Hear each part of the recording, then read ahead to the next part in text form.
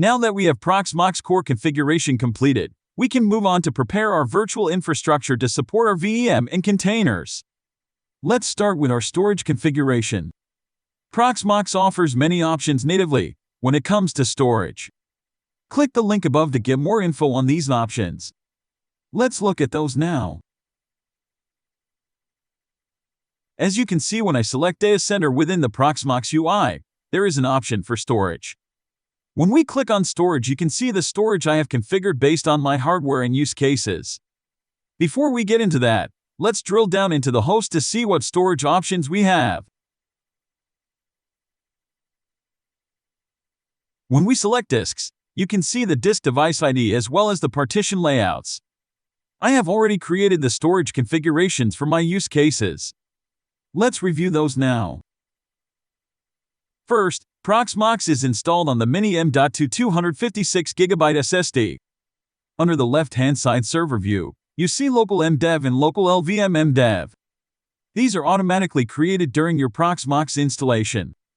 Local mdev is set up as a directory storage type which supports backups, ISO images, and container templates. Local LVM mdev is set up as an LVM thin storage type which supports virtual machine disks and container volumes.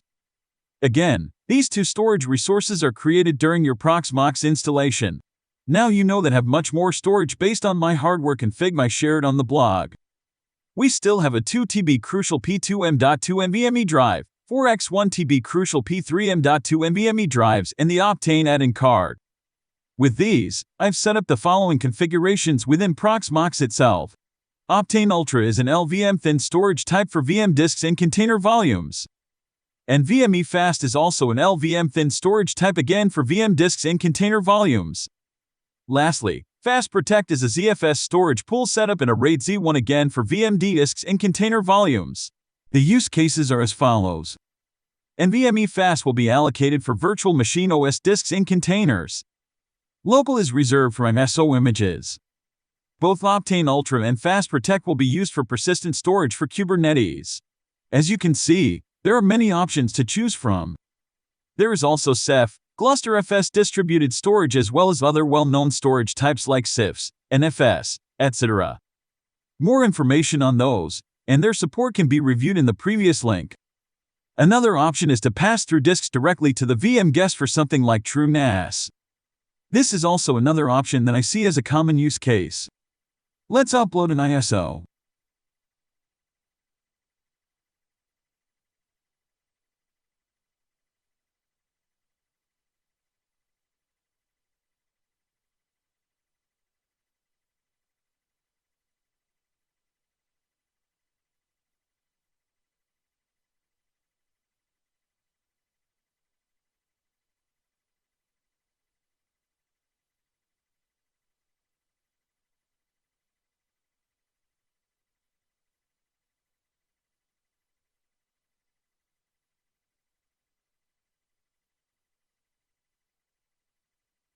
If you click on the host and under System, you will see Network.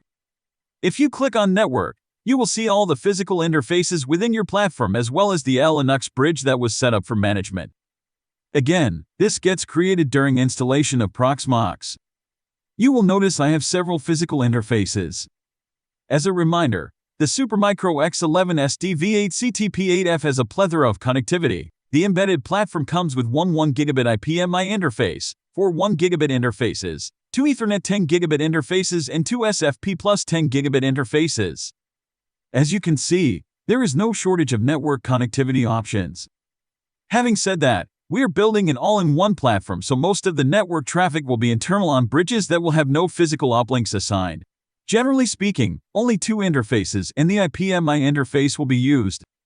One that will act as the WAN interface assigned to pfSense and one that I will use to access my Ubuntu Jumpbox. In reality, I don't even need the WAN interface most of the time. We'll talk more about that in the next post when we discuss setting up the core services. Back to networking. You will see that I have created 2 additional Linux bridges, one with the No1 interface assigned, another with no interface.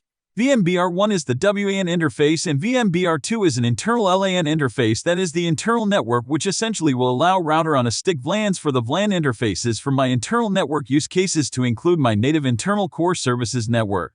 Let's create a Linux bridge to see how this is set up. Select Create under Network. Here you can see that there are several options. You can create a Linux bridge, a Linux bond, or a Linux VLAN. You can also create Open vSwitch bridges, bonds and VLANs. I'm going to choose Linux bridge. Notice that this change will not take effect until you select Apply Configuration.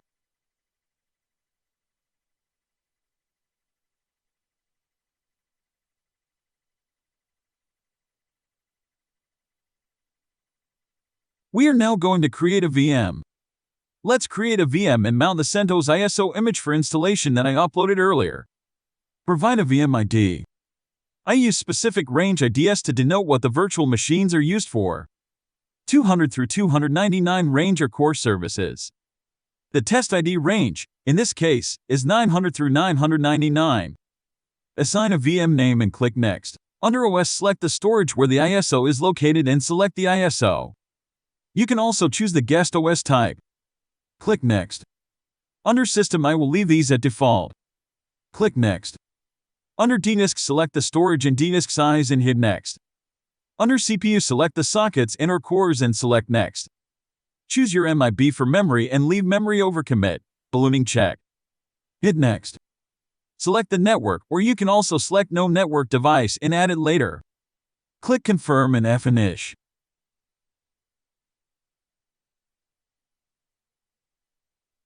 Now that the VM is created, we can select it and we can do further customization of the virtual hardware or pass through PCI devices to the guest as I showed earlier.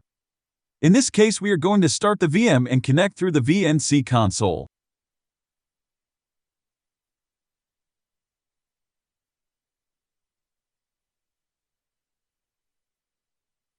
Congratulations! You've prepared the host, set up Proxmox, configured the post-installation configurations via the post-install scripts, set up the Proxmox storage and networks, uploaded an ISO for installation of an OS on a guest VM, and created your first VM.